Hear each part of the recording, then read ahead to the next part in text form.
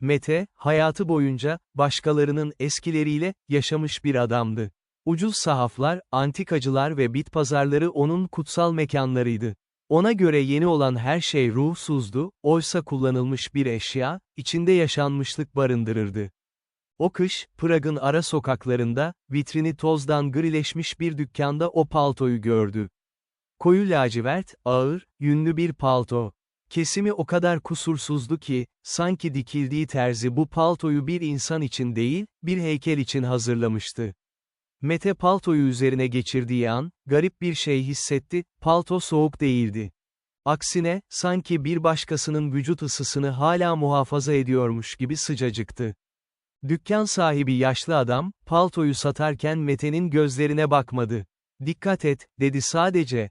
"Bu palto asılmayı sevmez. Onu hep giymeni ister." Mete eve döndüğünde paltoyu yatak odasındaki dilsiz uşağa astı. Ancak gece yarısı uyandığında, ay ışığının vurduğu paltonun duruşunda bir tuhaflık fark etti. Palto, sanki içinde biri varmış gibi dik duruyordu. Omuzları çökmüş değil, genişti. Mete gözlerini ovuşturup tekrar baktığında, her şey normal görünüyordu. Ertesi gün paltoyu giyip sokağa çıktığında, Mete kendinde bir değişiklik hissetti. Normalde çekingen, omuzları düşük yürüyen biri olan Mete, paltonun ağırlığıyla birlikte dikleşmişti. Adımları daha sert, bakışları daha kararlıydı. Hatta hiç bilmediği bir dilde, eski bir Çek lehçesinde mırıldandığını fark ettiğinde duraksadı. "Nereden biliyorum bu kelimeleri," diye düşündü. Ama üzerinde durmadı. Palto onu hem sıcak tutuyor hem de ona tarif edilemez bir özgüven veriyordu. Olaylar, Mete'nin paltoyu giymediği zamanlarda ciddileşmeye başladı. Bir akşam eve geldiğinde, paltoyu koridordaki askıya astı ve mutfağa geçti. Birkaç dakika sonra koridordan bir ses geldi, gıcırdayan bir zemin ve ağır bir adım sesi. Mete koridora koştu. Palto yerindeydi ama askıda sallanıyordu. Sanki birisi az önce onu giymiş ve tam Mete geldiğinde tekrar yerine asmıştı. Daha da ürkütücü olanı, Mete'nin ayakkabılarıydı. Mete ayakkabılarını kapının önünde bırakmıştı ama şimdi ayakkabılar, paltonun hemen altında, tam bir insanın duracağı şekilde hizalanmıştı. Mete o gece rüyasında kendini görmedi. Rüyasında, tanımadığı bir adamın elinden dökülen mürekkepleri, imzalanan mühürlü belgeleri ve bir kadına veda edişini gördü. Adamın üzerinde o lacivert palto vardı. Bir hafta sonra Mete, sabah işe gitmek için aynanın karşısına geçti. Paltoyu giydi, düğmelerini ilikledi. Ancak aynadaki yansıma ona bir saniye gecikmeyle cevap verdi. Mete elini kaldırdığında, yansımadaki, Mete, bir an duraksadı ve sonra elini kaldırdı. Mete dehşetle geri çekildi. Ama yansıma geri çekilmedi. Yansımadaki figür, Mete'nin yüzüne sahipti ama bakışları o rüyasındaki adama aitti. Paltonun yakalarını düzeltti yansıma, gülümsedi ve Mete'nin hiç yapmadığı bir hareketle şapkasını selam verir gibi kaldırdı. Mete paltoyu çıkarmaya çalıştı. Ama düğmeler sıkışmıştı. Kumaş, sanki Mete'nin teniyle bütünleşmiş gibiydi. Palto daralıyor, Mete'nin göğsünü bir korse gibi sıkıyordu. "Bırak beni," diye bağırdı Mete. Havalandırma boşluğundan kendi sesi değil, daha kalın, otoriter bir ses yankılandı, "Henüz değil. Daha yapılacak çok işimiz var." Mete artık paltoyu kontrol etmiyordu, palto Mete'yi kontrol ediyordu. Gün boyunca hiç gitmediği kütüphanelere gidiyor, hiç tanımadığı insanlarla tokalaşıyordu. Vücudu Mete'nindi ama iradesi yün dokuların arasına hapsolmuştu. En korkunç an, akşam eve dönüp paltoyu çıkarmayı başardığı andı. Mete paltoyu yatağın üzerine attı ve banyoya kaçtı. Aynaya baktığında yüzünün silikleştiğini, hatlarının belirsizleştiğini gördü. Sanki o bir taklit haline geliyordu. O sırada yatak odasından bir hışırtı geldi. Mete kapının aralığından baktı. Palto yatağın üzerinde yatmıyordu. Palto, sanki içinde görünmez bir beden varmış gibi ayağa kalkmış, Mete'nin en sevdiği koltuğa oturmuş, Mete'nin kitabını okuyordu. Palto, Mete'nin evdeki varlığını yavaş yavaş siliyordu. Mete mutfağa gittiğinde su içmek istedi ama bardağı tutamadı, elleri şeffaflaşmıştı. Oysa koltukta oturan palto, elindeki kitabı gayet rahat çeviriyordu. Mete, paltonun kendisini tamamen yok etmeden önce bir şey yapması gerektiğini anladı. Tek çaresi, paltonun hikayesini bitirmekti. Rüyalarında gördüğü o mühürlü belgeleri ve veda edilen kadını hatırladı. Gece yarısı, palto, uyurken, yani askıda cansız gibi dururken, Mete son bir gayretle fiziksel formunu topladı ve paltonun ceplerini karıştırmaya başladı. İç cebin astarının altında sert bir kağıt hissetti. Bu bir mektuptu. Hiç gönderilmemiş, yarım kalmış bir veda mektubu. Mete anladı, palto, sahibinin yarım kalan bu işini tamamlamak için yaşıyordu. Sahibinin ruhu kumaşa değil, bu bitmemiş veda anına hapsolmuştu. Mete, titreyen ve neredeyse görünmez olan elleriyle bir kalem aldı. Mektubun eksik kalan son cümlesini, rüyasında duyduğu o sesin etkisiyle tamamladı. Zaman bizi ayırsa da, anılar serbest kalmalı. Elveda. Mektup tamamlandığı an, palto büyük bir sarsıntıyla askıdan düştü. İçindeki o görünmez ağırlık boşalmış gibiydi. Kumaşın üzerindeki o yapay sıcaklık bir anda buz gibi oldu. Mete aynaya koştu. Yüzü geri geliyordu. Hatları netleşmiş, şeffaflığı kaybolmuştu. Ancak palto artık sadece bir palto değildi. Mete ona baktığında, kumaşın üzerinde yılların yorgunluğunu, tozunu ve bir ruhun veda edişini gördü. Ertesi gün Mete, paltoyu aldığı o dükkana geri götürdü. Dükkan yerinde yoktu, yerine sadece boş, yıkık dökük bir dükkan cephesi kalmıştı. Mete paltoyu o kapının önüne bıraktı ve arkasına bakmadan uzaklaştı. Aylar sonra Mete, yeni bir palto aldı. Mağazadan alınmış, seri üretim, ruhsuz ve yepyeni bir palto. Ama her sabah aynaya baktığında, yakasını düzeltirken elinin hafifçe titrediğini hissediyordu. Bazen rüzgarlı havalarda, sokakta yürürken arkasından birinin ona yaklaştığını, lacivert yünlü bir kumaşın hışırtısını duyar gibi oluyordu. Dönüp baktığında kimse olmuyordu ama yerdeki karların üzerinde, sadece bir paltonun bırakabileceği kadar hafif ve geniş izler görüyordu. Mete artık biliyordu, bazı eşyalar sadece giyilmek için değildir. Onlar, içine girip kendi hikayemizi unutup başkasının trajedisini giymemiz için bekleyen birer tuzaktır.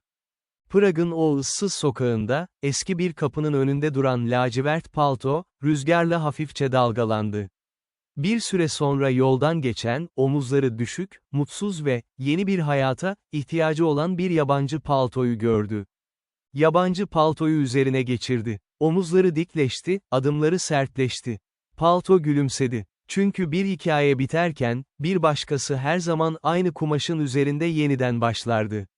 Prag'ın taşlı sokaklarında, 1920'li yılların o puslu ve barut kokulu sabahlarından birine dönüyoruz. Paltonun henüz bir, antika, değil, canlı bir adamın zırhı olduğu o yıllara. İşte paltonun ilk sahibi olan Viktor Hasek'in ve kumaşa sinen o büyük trajedinin hikayesi. Viktor Hasek, Prag şehir arşivlerinde çalışan, görünmez olmaya yemin etmiş bir memurdu. Görevi, devletin unutulmasını istediği belgeleri tasnif etmek ve mühürlemekti. Viktor'un hayatı kağıt kesikleri, mürekkep lekeleri ve bitmek bilmeyen bürokrasiden ibaretti. Ancak Viktor'un bir sırrı vardı. O, imparatorluk kalıntılarının arasında kaybolan yasaklı bir direniş grubunun mektuplarını taşıyan gizli bir ulaktı. Lacivert paltoyu, Prag'ın en iyi terzisine özel olarak diktirmişti. Ama bu sıradan bir palto değildi. Astarının içine gizli bölmeler, omuzlarına ise duruşunu hep dik tutacak çelik teller ekletmişti. Viktor bu paltoyu giydiğinde artık bir memur değil, tarihin akışını değiştiren adsız bir kahraman gibi hissederdi. Viktor'un hayatındaki tek renk, kütüphanede çalışan Elara'ydı. Elara, Viktor'un taşıdığı mektupların asıl hedefleri arasındaydı. Birbirlerine olan aşkları, mühürlü zarfların köşelerine saklanmış kısa notlarla filizlenmişti. Bir kış gecesi, Prag'ın ünlü Karl Köprüsü üzerinde buluşmak için sözleştiler. Viktor, cebinde direnişin en kritik belgelerini ve Elara için aldığı küçük bir gümüş yüzüğü taşıyordu. Üzerinde ise o meşhur lacivert palto vardı. O gece, palto sadece soğuktan korumuyordu, Viktor'un çarpıntısını gizleyen bir kalkan gibiydi. Ancak Viktor köprüye ulaştığında, bekleyenin Elara değil, devletin gizli polisi olduğunu gördü. Bir ihbar gelmişti. Viktor kaçmaya çalışmadı. Otoriter bir duruşla paltosunun yakalarını kaldırdı. Polisler yaklaştığında, Viktor tek bir şeyi düşündü, belgelerin ve Elara'nın güvenliği. Paltosunun iç cebindeki mektupları çıkarıp nehre atmak istedi ama zamanı kalmamıştı. Arbede sırasında Viktor ağır bir yara aldı. Karl Köprüsü'nün soğuk taşlarına yığılırken, kanı paltonun koyu lacivert yününe sızdı. Ama ilginç bir şey oldu. Palto kanı emmedi, sanki o anı dondurmak ister gibi Viktor'un vücut ısısını içinde hapsetti. Viktor ölmeden hemen önce, son bir gayretle bitiremediği o veda mektubunu yazmaya çalıştı. Kalem titreyerek kağıda değdi ama cümle yarım kaldı. Gözleri kapandığında, Viktor'un tüm pişmanlığı, tamamlayamadığı görevi ve Elara'ya olan vedası, giydiği ağır kumaşın ilmeklerine bir mühür gibi kazındı. Polisler Viktor'un bedenini götürürken, paltoyu bir delil olarak karakola aldılar. Ancak o andan itibaren palto, yaşamaya başladı. Onu giyen her memur, bir süre sonra Viktor gibi yürümeye, Viktor gibi Çek lehçesinde mırıldanmaya ve Karl Köprüsü'ne doğru açıklanamaz bir çekim duymaya başladı. Palto, sahibinin bitmemiş işini tamamlamak için bir bedene ihtiyaç duyuyordu. Ama her yeni sahibi, Viktor'un o son anındaki ağırlığını taşıyamayıp ya akıl sağlığını yitirdi ya da paltoyu korkuyla terk etti. Palto, nesiller boyu elden ele dolaşarak, dükkandan dükkana sürüklenerek Mete'ye kadar ulaştı. Mete'nin mektubu tamamladığı o an, aslında Viktor'un ruhunun 100 yıllık nöbetini bitirdiği andı. Viktor, Elara'ya söyleyemediği o son sözü Mete'nin eliyle kağıda dökmüştü. Mete paltoyu dükkanın önüne bıraktığında, kumaşın içindeki o çelik teller gevşedi. Kumaş artık bir kimlik taşımıyordu, sadece eski, yorgun bir yün yığınıydı. Viktor'un gölgesi, Prag'ın sisli sokaklarında Elara'nın hayaliyle buluşmak üzere serbest kalmıştı. Prag'da bugün bile anlatılır, Karl Köprüsü'nde bazen sislerin arasından lacivert paltolu bir adamın belirdiği ve nehre doğru bir mektup fırlattığı söylenir. O mektup suya düşmeden buharlaşır, çünkü artık veda edilmiştir, borç ödenmiştir. Mete ise artık antika dükkanlarının önünden geçerken palto reyonlarına bakmıyor. Kendi hikayesini yazmak için başkasının astarına ihtiyacı olmadığını biliyor. Viktor'un geçmişiyle birlikte, sahibini taklit eden paltonun tüm dikişlerini sökmüş olduk. Hikaye, bir ulağın yarım kalan göreviyle başlayıp, modern bir adamın bu görevi tamamlamasıyla huzura erdi. Viktor'un bedeni o gece köprüden götürülürken, paltosunun astarına dikilmiş olan sadece bir veda mektubu değildi. O mektubun arkasına, Prag'ın yeraltı tünellerini, kayıp altınlarını ve en önemlisi, şehri yönetenlerin, hiç yaşanmamış, saydığı karanlık bir anlaşmanın haritasını içeren yasaklı belgeler gizlenmişti. Viktor serbest kalmıştı ama o belgelerin taşıdığı zehirli bilgi, kumaşın liflerinde uyumaya devam ediyordu. Ta ki bu belgelerin peşinde olan hırslı bir tarihçi olan Adalet sahneye çıkana kadar. Adalet, Prag Üniversitesi'nde, gölge tarih üzerine çalışan genç ve takıntılı bir akademisyendi. Yıllardır Viktor Hasek ismini ve o karlı gecede kaybolan belgeleri araştırıyordu. Efsaneye göre bu belgeler, Prag'ın tüm eski ailelerinin itibarını bir gecede yerle bir edebilecek kadar tehlikeliydi. Mete'nin paltoyu terk ettiği o harabe dükkanın önüne geldiğinde, Adalet paltonun orada olmadığını gördü. Palto gitmişti ama kaldırımın üzerinde, kumaşın ağırlığından dolayı buzun içine gömülmüş küçük, pirinç bir düğme duruyordu. Düğmenin arkasında, çıplak gözle görülmeyecek kadar küçük bir kazıma vardı. Bölüm 4, Hücre 12. Adalet, bu ipucunu takip ederek Viktor'un bir zamanlar çalıştığı şehir arşivlerinin en alt katına, artık kullanılmayan ve rutubetten çürümüş, Bölüm 4'e indi. Burası, zamanın durduğu, farelerin bile girmediği bir mezarlıktı. Hücre 12'nin paslı kapısını araladığında, duvarda asılı duran boş bir askı gördü. Ama tuhaf bir şey vardı, askıdan aşağıya doğru, zemine sızan koyu lacivert bir sıvı akıyordu. Bu kan değildi, yüzyıllık bir mürekkepti. Mürekkep yerde birleşerek bir kelime oluşturuyordu, astarın altı. O sırada karanlığın içinden bir hışırtı duyuldu. Palto oradaydı. Mete'nin bıraktığı o cansız kumaş yığını gitmiş, yerine sanki öfkeyle şişmiş, devasa bir gölge gelmişti. Palto artık sadece bir taklitçi değildi, o artık belgeleri koruyan bir muhafızdı. Adalet, korkusuna rağmen paltoya yaklaştı. "Onları istiyorum," diye fısıldadı. "Gerçeği dünyaya duyurmam lazım." Palto birden Adalet'in üzerine doğru atıldı. Ama ona saldırmak için değil, onu içine çekmek için. Adalet paltoyu giymedi, palto Adalet'i giydi. O an Adalet'in zihni, 1920'lerin Prag'ına dair görüntülerle doldu, gizli toplantılar, rüşvet alan bakanlar, Karl Köprüsü'ndeki pusunun gerçek emrini veren o asilzade yüzleri. Paltonun astarının derinliklerinde saklı olan o belgeler, Adalet'in parmak uçlarına dokunuyordu. Ancak belgeler kağıttan değil, saf acıdan yapılmıştı. Adalet o belgeleri okuduğunda, Prag'ın en saygın ailelerinin bugün sahip oldukları servetin, aslında Viktor gibi insanların kanı üzerine kurulduğunu gördü. Belgeleri açıklarsa, bugünkü modern Prag sarsılacaktı. Açıklamazsa, Viktor'un ve onun gibilerin ruhu hiç huzur bulmayacaktı. O sırada arşivin kapısında gölgeler belirdi. Binanın şimdiki sahipleri, düzen koruyucuları, denen o eski ailelerin bugünkü temsilcileri gelmişti. Onlar da belgelerin peşindeydi ama yok etmek için. Adalet, sırtında o ağır, lacivert paltoyla köşeye sıkışmıştı. Muhafızlar silahlarını doğrulttuğunda, palto Adalet'in vücudunu bir zırh gibi kaskatı kesti. Mermiler paltonun yününe çarptığında, kumaş mermileri emiyor ve yere siyah mürekkep damlaları olarak bırakıyordu.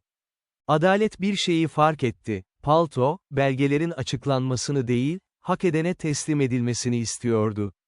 Adalet, elindeki feneri yere vurdu ve dehlizdeki eski gaz borularından birini patlattı. Patlama sırasında paltonun içinden fırlayan o gizli belgeleri havaya savurdu. Ancak belgeler yere düşmedi, her bir sayfa birer yarasaya dönüşerek havalandırma boşluklarından dışarı, Prag'ın sokaklarına dağıldı. Ertesi sabah Prag halkı uyandığında, gökyüzünden kağıtlar yağdığını gördü. Her bir kağıtta bir isim, bir suç ve bir tarih yazılıydı. Sırlar artık havalandırma boşluklarında veya astar altlarında değildi, onlar artık rüzgarın elindeydi. Adalet, patlamadan sağ kurtuldu ama o günden sonra bir daha hiç konuşmadı. Çünkü o gece palto ona tüm gerçeği fısıldarken, Adalet'in kendi sesini de yanına alıp gitmişti. Arşivlerin o karanlık hücresinde, şimdi sadece eski, yanmış bir askı duruyor. Lacivert palto ise bir daha hiç görülmedi. Kimileri onun rüzgarda dağılan o kağıt parçalarına dönüştüğünü, kimileri ise gerçeğin henüz ulaşmadığı başka bir şehre, yeni bir astarın altına saklanmaya gittiğini söyler. Ancak ne zaman birisi çok eski, çok ağır bir palto giyip aynaya baksa, yakasında hala o küçük pirinç düğmeyi arar. Viktor'un mirası ve belgelerin gizemi, Prag'ın tüm sokaklarına dağılarak nihayete erdi. Bir paltoyla başlayan bu epik yolculuğu, gerçeğin zaferiyle taçlandırdık. Gökten yağan o binlerce kağıt parçası, Prag sokaklarına sadece mürekkep değil, zehirli birer tohum gibi düştü. İnsanlar önce bunların bir reklam broşürü ya da sanat performansı olduğunu sandılar, ta ki kendi soyadlarını, dedelerinin işlediği ve tarihin tozlu raflarına gömüldüğünü sandıkları o karanlık suçları okuyana kadar. Kaos, bir kütüphanede çalışan sıradan, içine kapanık ve hayatı boyunca tek bir kuralı bile bozmamış olan Lucas'ın eline düşen o tek bir kağıtla başladı. Lucas, o sabah işe giderken rüzgarın sürüklediği lacivert bir kağıt parçasını havada yakaladı. Kağıt, normal bir kağıt gibi hissettirmiyordu, dokusu tıpkı bir paltonun astarı gibi yünlü ve sıcaktı. Üzerinde sadece bir adres ve bir tarih yazılıydı. Aziz Vitus Katedrali, gün batımı, 1924. İhanetin bedeli ödenmedi. Altında ise Lucas'ın kendi ailesine ait olan, kuşaklardır gururla taşıdıkları o asil mühür vardı. Lucas o an anladı, bu kağıtlar sadece geçmişi anlatmıyordu. Bu kağıtlar, okuyan kişiyi o suçun içine çekiyordu. Kağıdı cebine koyduğu an, Lucas'ın görüşü değişti. Modern Prag'ın neon ışıkları soldu, sokaklar bir anda gaz lambalarının loş ışığına ve at arabalarının seslerine büründü. Lucas artık 2026 yılında değil, o uğursuz 1924 yılının tam ortasındaydı. Şehir ikiye bölünmüştü. Kağıtlara dokunmayanlar normal hayatlarına devam ederken, bir kağıdı yakalayan binlerce Praglı, aynı anda geçmişin hayalet katmanına hapsolmuştu. Sokaklarda birbirine çarpan insanlar vardı. Biri elinde akıllı telefonuyla kahve içiyor, Diğeri ise üzerinde 100 yıl öncesinin kıyafetleriyle, elindeki hayali bir hançerle dedesinin düşmanını arıyordu. Lucas, elindeki kağıdın onu yönlendirdiği yere, katedralin gölgesine gitti. Orada, elinde lacivert bir rulo tutan, yüzü olmayan bir adam bekliyordu. "Sıra sende Lucas," dedi gölge. Deden bu anlaşmayı imzalamaktan son anda kaçmıştı. Şimdi kalem senin elinde. Ya imzalar ve aileni bu kağıttan silersin ya da tarih seni bir leke olarak yutar. Prag, bir zaman şizofrenisi yaşıyordu.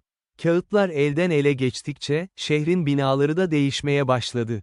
Modern cam binalar çatlıyor, altlarından eski taş duvarlar fışkırıyordu. Şehir, gerçekliğin yükünü taşıyamıyordu. Lucas, gölgenin ona uzattığı kalemi aldı. Kalem, sanki paltonun o kayıp pirinç düğmesinden yapılmıştı. Kalemi kağıda değdirdiği an, Prag'ın tüm havalandırma boşluklarından, tüm kanalizasyonlarından ve tüm eski evlerin bacalarından aynı anda o fısıltı yükseldi. Herkes taklit eder, ama bedeli sadece biri öder. Lucas imzayı atmadı. Aksine, elindeki kağıdı yedi. Evet, kağıdı çiğneyip yuttu. Bilgiyi yok etmenin tek yolunun, onu bir kağıtta ya da bir paltoda değil, kendi kanında hapsetmek olduğunu anlamıştı. Lucas kağıdı yuttuğu an, Prag'daki tüm o uçuşan kağıtlar bir anda alev aldı. Şehirdeki o 1924 illüzyonu büyük bir gürültüyle çöktü. İnsanlar sarsılarak kendilerine geldiler. Kimi elindeki hayali kılıcı bıraktı, kimi cebindeki o lacivert kumaş parçasının küle dönüştüğünü gördü. Ancak kaos bitmemişti, sadece içselleşmişti. Lucas, katedralin önünde yere yığıldığında, cildinin altında lacivert damarların belirdiğini gördü. O artık yaşayan bir arşivdi. Victor'un belgeleri, paltonun hafızası ve Prag'ın tüm günahları Lucas'ın hücrelerine işlenmişti. Lucas artık konuşamıyordu. Ağzını her açtığında, dışarı kelimeler yerine küçük mürekkep damlaları çıkıyordu. Ama gözlerine bakan herkes, kendi geçmişini, gizli kalmış hatasını ve ailesinin en derin sırrını görebiliyordu. Lucas, şehrin yaşayan vicdanı olmuştu. Kimse ona dokunmaya cesaret edemiyordu çünkü ona dokunmak, gerçeğin yakıcı ateşine dokunmak demekti. Prag sokaklarında artık lacivert bir palto gezmiyor. Ama o dar sokaklarda, üzerinde çok eski, tozlu bir ceket olan ve gözleri birer mürekkep kuyusu gibi bakan o genç adamı görürseniz, sakın gözlerinin içine bakmayın. Çünkü o, sizin bile kendinize itiraf edemediğiniz o astar altı sırrınızı biliyor. Lucas, yaşayan bir arşivin ağırlığı altında Prag'ın gri sokaklarında bir gölge gibi süzülürken, bu sessizliği bozmaya yeminli birisi vardı, Klaus Van. Klaus, sıradan bir hırsız değildi. O, kavram hırsızı olarak bilinen, insanların anılarını, yeteneklerini ve en önemlisi sırlarını çalabilen yeraltı dünyasının en tehlikeli figürüydü. Lucas'ın içindeki o devasa mürekkep havuzunun kokusunu kilometrelerce öteden almıştı. Klaus, Lucas'ı eski bir tramvay durağında kıstırdı. Elinde, gümüşten yapılmış tuhaf bir gramofon iğnesi tutuyordu. Bu iğne, bir insanın tenine değdiği an, o kişinin zihnindeki en derin fısıltıyı bir plağa kaydedebilir ve sahibinden koparıp alabilirdi. Lucas, dedi Klaus, sesindeki tını bir cam kırığı kadar keskindi. O kadar çok sır taşıyorsun ki, omurganın bu yük altında çatladığını duyabiliyorum. Bana o mürekkebin sadece bir damlasını ver, ben de sana o unutulmuş, sessiz, sıradan hayatını geri vereyim. Lucas cevap vermedi. Vermedi değil, veremedi. Mürekkep artık boğazını tamamen tıkamıştı. Gözlerinden akan bir damla siyah sıvı, tramvay raylarının üzerine düştü ve raylar bir anda 1920'lerin eski dökme demirlerine dönüştü. Klaus, gümüş iğneyi Lucas'ın bileğine sapladı. O an, fiziksel dünya tamamen silindi. İkisi de Lucas'ın zihninin içindeki o uçsuz bucaksız, lacivert kütüphanede buldular kendilerini. Burası Victor'un palto astarından dökülen tüm anıların, raflarda canlı birer kitap gibi soluk alıp verdiği bir yerdi. Klaus, büyülenmiş bir şekilde rafların arasında yürüdü. "Muazzam," diye fısıldadı. "Burada sadece Prag'ın sırları yok, burada zamanın kendisi hapsedilmiş." Klaus, en parlak görünen kitabı, Lucas'ın kendi çocukluğunu, raftan çekip almak istedi.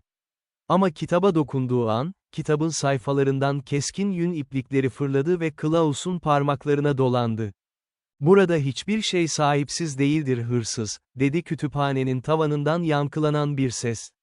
Bu Victor'un sesiydi, ya da paltonun ruhunun Victor'un sesini taklit eden haliydi. Raflardaki tüm kitaplar bir anda kapaklarını açtı ve içlerinden binlerce lacivert kumaş parçası dökülmeye başladı. Kumaşlar havada birleşerek Klaus'un etrafında dönen devasa bir fırtınaya dönüştü. Klaus'un çalmak istediği sırlar, şimdi onu kendi içlerine çekiyordu. Lucas, zihnindeki bu savaşın tam ortasında, elindeki o hayali kalemi tekrar gördü. Bu kez kalemi birine bir şey imzalatmak için değil, Klaus'u bu hikayeye hapsetmek için kullanacaktı. Lucas, Klaus'un korku dolu gözlerine baktı ve parmağını Klaus'un alnına bastırdı. Mürekkep, Lucas'ın teninden Klaus'un tenine doğru bir nehir gibi aktı. Klaus, artık bir hırsız değil, o devasa kütüphanenin yeni ciltçisi olmaya mahkum ediliyordu. Klaus'un bedeni yavaşça kurumaya, incelmeye ve sertleşmeye başladı. Birkaç dakika içinde Klaus, lacivert deri kaplı, kalın bir kitaba dönüştü ve kütüphanenin en karanlık rafındaki yerini aldı. Üzerinde sadece şu yazıyordu: "Başkalarının sırlarını çalanın hikayesi." Lucas zihninden uyandığında, tramvay durağında tek başınaydı. Bileğindeki iğne izi kapanmış, boğazındaki o ağır mürekkep tadı hafiflemişti. Artık her şeyi taşımak zorunda değildi, kütüphanesine bir bekçi bulmuştu. Prag'ın üzerine kar yağmaya başladı. Lucas, montunun yakalarını kaldırdı, artık lacivert bir palto giymiyordu, sıradan bir ceketi vardı. Ama karların üzerine bastığında, attığı her adımda karların üzerinde kısa bir süre için eski bir belgenin mühürleri belirip kayboluyordu. Lucas, Karl Köprüsü'ne doğru yürüdü. Nehir akıyordu, zaman akıyordu ve sırlar, artık onları koruyan bir kütüphaneciye ve bir ciltçiye sahip oldukları için huzura ermişti. Gerilim, sessiz bir anlaşma ve ebedi bir nöbetle sona erdi. Bu uzun ve dolambaçlı öykü dizisinde, bir paltonun astarından girip, Prag'ın karanlık arşivlerinden geçerek, yaşayan bir kütüphanenin raflarına ulaştık. Klaus'un bir kitaba dönüştürülüp rafa kaldırılmasıyla kütüphane huzura ermişti, ancak Lucas'ın zihni, fiziksel dünyanın sınırlarını artık taşıyamıyordu. Bir gece, Prag'ın o meşhur, Altın Hat, Zlata Ulica, sokağındaki eski bir evin önünden geçerken, Lucas şiddetli bir öksürük krizine tutuldu. Boğazından sadece mürekkep değil, somut bir nesne fırladı. Lacivert deri kaplı, üzerinde hiçbir başlık yazmayan küçük bir kitap, karların üzerine düştü. Lucas onu geri almak için uzandı ama o an binanın tepesinden düşen bir buz kütlesi Lucas'ın dikkatini dağıttı. Başını kaldırdığında kitap gitmişti. Onu bulan, eski kitapları tamir ederek geçinen, içine kapanık ve hayatı boyunca hiç maceraya atılmamış olan Mina adında bir kadındı. Mina, dükkanına götürdüğü bu lacivert kitabın kapağını açtığında hayal kırıklığına uğradı. Tüm sayfalar bomboştu. Ancak sayfaların dokusu kağıt gibi değil, insan teni kadar yumuşak ve sıcaktı. Mina, dükkanındaki eski bir dolma kalemi mürekkebe batırıp ilk sayfaya kendi adını yazmaya yeltendi, Mina'nın günlüğü. Kalem kağıda değdiği an, yazdığı harfler kağıdın içine gömüldü ve saniyeler içinde başka bir şeye dönüştü. Mina'nın yazdığı yazı silindi, yerine kan kırmızısı bir mürekkeple şu cümle belirdi: "Benim adım Klaus. Lütfen, beni buradan oku."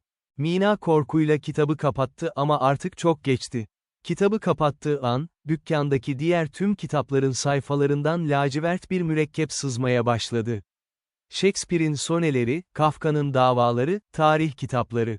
Hepsi siliniyor, tüm kelimeler o küçük lacivert kitabın içine doğru akıyordu.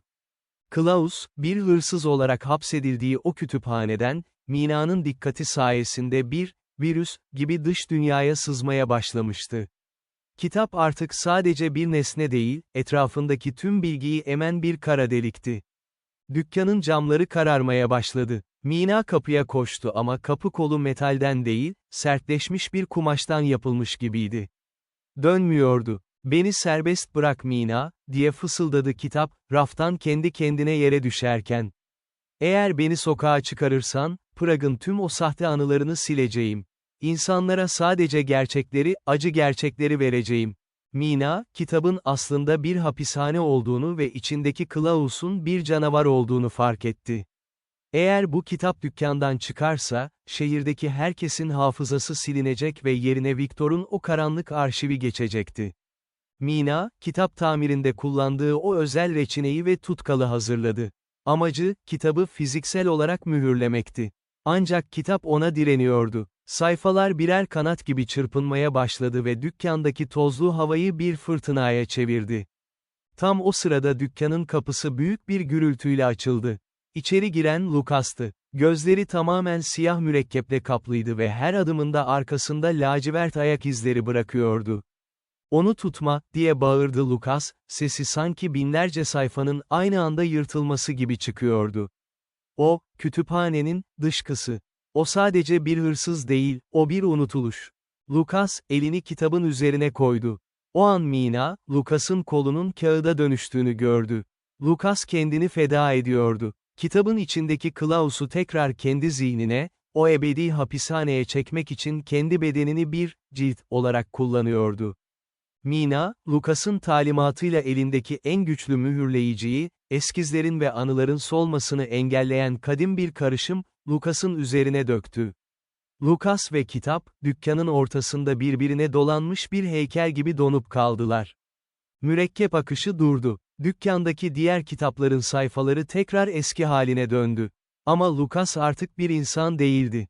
O, Mina'nın dükkanının en üst rafında duran, lacivert yünlü bir kumaşla kaplanmış, üzerine gümüş bir zincir vurulmuş devasa bir, yasaklı eser, haline gelmişti. Mina, dükkanını bir daha hiç açmadı. O günden sonra Prag'daki o küçük dükkan, bir, sessizlik tapınağına dönüştü. Prag'da yaşayanlar, o sokağın önünden geçerken bazen içeriden bir sayfa çevrilme sesi duyarlar. Bazıları ise camdaki buğunun üzerinde bir el izi ve altında şu kelimenin belirdiğini yeminle anlatır, okunmayı bekliyorum. Lucas ve Klaus, tek bir cildin içinde, sonsuz bir savaşın içine hapsolmuşlardı. Biri koruyor, diğeri çalmaya çalışıyordu. Ve dünya, bu sessiz savaştan habersiz, kendi küçük yalanlarını yaşamaya devam ediyordu. Yıllar, Prag'ın üzerine biriken kar tabakaları gibi geçip gitti. Mina'nın o meşhur dükkanı, mahalleli arasında, lanetli ciltçi, olarak anılmaya başlanmıştı. Dükkanın kapısındaki asma kilit paslanmış, camlar dışarıdan içeriği göstermeyecek kadar is tutmuştu. Ta ki Mina'nın tek akrabası, Berlin'de modern sanat ve dijital medya eğitimi alan genç, rasyonalist Leo şehre gelene kadar. Leo için bu dükkan, gizemli bir tapınak değil, sadece emlak piyasasında nakde çevrilmesi gereken bir yük idi. Leo, dükkanın kapısını bir balyoz darbesiyle açtığında, içeriden dışarıya soğuk, küf kokulu ve sanki içinde bir mırıltı barındıran ağır bir hava dalgası çıktı. İçerideki her şey tozlanmıştı ama en üst rafta, gümüş zincirlerle sarılmış o devasa lacivert cilt, sanki dün konulmuş gibi parlak ve diri duruyordu. "Saçmalık," dedi Leo, elindeki tabletiyle dükkanın fotoğraflarını çekerken. Vasiyette bu kitaptan bahsediliyordu. "Asla açma, asla dokunma." Tipik bir gotik fantezi. Leo, modern dünyanın verdiği o kibirli özgüvenle merdivene tırmandı. Amacı kitabı aşağı indirip bir müzayedeye koymaktı. Ancak gümüş zincire dokunduğu an, zincir buz gibi bir soğukla parmaklarını yaktı. Leo geri çekilmedi, aksine, bir pense yardımıyla o kutsal mührü, o asırlık zinciri tek bir hamlede kesti. Zincir yere düştüğü an, dükkandaki sessizlik yırtıldı. Kitap açılmadı, ama Leo'nun cebindeki telefonu, masasındaki tableti ve sırt çantasındaki laptopu aynı anda titremeye başladı. Kitabın içindeki o hapsedilmiş mürekkep, Klaus'un hırsızlığı ve Lucas'ın hafızası, fiziksel dünyadan çok daha kolay bir yol bulmuştu, dijital ağ. Leo'nun tabletinin ekranında kodlar hızla akmaya başladı. Victor'un 1920'lerdeki o mühürlü belgeleri, fotoğraflar ve ses kayıtları birer, dosya, olarak Leo'nun bulut hesabına yükleniyordu. Klaus, yüzyılların birikimini bir, veri sızıntısına, data leak, dönüştürmüştü. "Yükleme tamamlandı," dedi tabletin sentetik sesi. Leo, korkuyla ekrana baktı. Kitabın içindeki sırlar artık sadece Prag'ın tozlu sokaklarına değil, tüm dünyanın internet ağlarına dağılmıştı. Şehrin en büyük bankasının geçmişteki sahte işlemleri. Politikacıların dedelerinden miras kalan kanlı sırlar. Herkesin sildiğini sandığı o karanlık dijital izler. Hepsi bir anda sosyal medya platformlarında anonim hesaplar üzerinden paylaşılmaya başlandı. Prag, birkaç dakika içinde küresel bir skandalın merkezi haline geldi. Ama bu sefer durum farklıydı. Sırlar artık birer hayalet değil, birer hashtag idi. Leo, kitabı elinden fırlattı ama kitap havada asılı kaldı. Sayfalar hızla çevrilirken, mürekkep havada birleşerek Lucas'ın o hüzünlü yüzünü oluşturdu. Ama bu kez Lucas'ın yüzü piksellerden ve dijital parazitlerden oluşuyordu. "Onu serbest bıraktın Leo," dedi ses, dükkandaki hoparlörlerden yankılanarak. "Klaus artık bir kitap değil. O artık bir algoritma. İnsanların zaaflarını, merakını ve nefretini kullanarak kendini kopyalıyor. Onu durduramazsın." Dükkanın dışındaki sokakta kaos başlamıştı. İnsanlar telefonlarına bakarak birbirlerine saldırıyor, sırlar açığa çıktıkça asırlık dostluklar ve aile bağları saniyeler içinde kopuyordu. Klaus, insanlığın birbirine olan güvenini çalmıştı. Leo, hatasının büyüklüğünü anladığında dükkandaki eski bir gaz lambasına uzandı. Dijital bir virüsü durdurmanın tek yolu, onun fiziksel sunucusunu yok etmekti. "Üzgünüm Lucas," dedi Leo ve lambayı kitabın, o devasa lacivert cildin üzerine fırlattı. Dükkan bir anda alevler içinde kaldı. Lacivert kumaş yanarken etrafa yün kokusu değil, yanmış devre kartı ve mürekkep kokusu yayıldı. Kitap yanarken, Leo'nun telefonundaki tüm veriler de birer birer silinmeye başladı. Ancak yangın söndüğünde ve dükkandan geriye sadece küller kaldığında, Leo dışarı çıktı. Prag sessizdi. Telefonlar susmuş, ekranlar kararmıştı. Dünya kısa bir süreliğine, çevrim dışı, kalmıştı. Leo, küllerin arasından yanmamış küçük bir parça lacivert kumaş buldu. Kumaşın üzerinde, dijital bir saat gibi sürekli değişen bir tarih yazıyordu. Klaus tamamen yok olmamıştı. O artık internetin o derin, ulaşılmaz, dark web katmanlarında, bir virüs gibi uykudaydı. Bir gün birisi tekrar yanlış bir linke tıkladığında ya da çok eski bir sırrı merak ettiğinde, lacivert paltonun o soğuk dokunuşunu ekranında hissedecekti. Lucas ise, dükkanın yanmış tavanından gökyüzüne yükselen o son duman parçasında, Prag'ın özgürlüğüne karışarak nihayet huzur buldu. Bu uzun ve tekinsiz yolculuk, Prag'ın sisli sokaklarından başlayıp dijital dünyanın soğuk derinliklerine kadar uzandı. Şimdi, her şeyi başladığı yerin, yani o lacivert ilmeklerin en sonuncusunda düğümleyerek hikayemizi mühürleyelim. Leo, yanan dükkandan geriye kalan küllerin içinden aldığı o küçük lacivert kumaş parçasını cebine koyup Prag'ı terk etti. Ancak o parça, sadece yanmış bir kumaş değildi. Klaus'un dijital evrene attığı son imzaydı. Yıllar sonra, dünyanın en gelişmiş yapay zeka merkezlerinden birinde, sistemler kendi kendine bir hata üretmeye başladı. Bilim insanları, sunucuların neden olduğu açıklanamayan bir yavaşlamayı araştırırken, ana ekranlarda tek bir görsel belirdi: lacivert, yünlü bir doku. Sistem, bir insan gibi değil, bir hafıza gibi davranmaya başlamıştı. Klaus, artık bir hırsız değildi, o, unutuşun kendisiydi. Dünyadaki tüm dijital veriler, banka hesapları, devlet sırları, kişisel mesajlar, yavaş yavaş silinmeye, yerlerini sadece lacivert bir boşluğa bırakmaya başladı. Dünya, teknolojik bir kıyametle değil, teknolojik bir sessizlikle karşı karşıyaydı. İnsanlar ellerindeki telefonların sadece siyah birer cam parçasına dönüştüğünü gördüğünde, Prag'ın o eski kütüphanelerinde, Lucas'ın bir zamanlar koruduğu o tozlu raflarda yeni bir hareketlilik başladı. İnsanlar, gerçeği tekrar kağıtta, mürekkepte ve birbirlerinin gözlerinin içinde aramaya mecbur kaldılar. Leo, yaşlı bir adam olduğunda, Karl Köprüsü'nün üzerinde durup nehre baktı. Cebindeki o küçük kumaş parçasını çıkardı. Kumaş artık sıcak değildi, sadece bir parça toz gibi görünüyordu. Nehrin suyuna bıraktı onu. Kumaş suya değer değmez, suyun üzerinde bir anlığına Victor'un, Elara'nın, Selim'in ve Lucas'ın yansımaları belirdi. Hepsi birer birer suyun akışına karışıp gittiler. Victor'un yarım kalan mektubu artık yazılmıştı. Lucas'ın ağır yükü artık dağılmıştı. Ve Klaus, çalacak hiçbir şeyin kalmadığı bir dünyada, kendi yarattığı boşluğun içinde kaybolmuştu. Prag'ın üzerine kar yağmaya devam etti.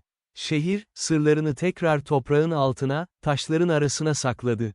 Artık ne havalandırma boşluklarından gelen fısıltılar vardı ne de sahibini taklit eden paltolar. Sadece rüzgarın taşıdığı, çok eskilerden kalma bir dikiş makinesinin sesi duyuluyordu derinlerden.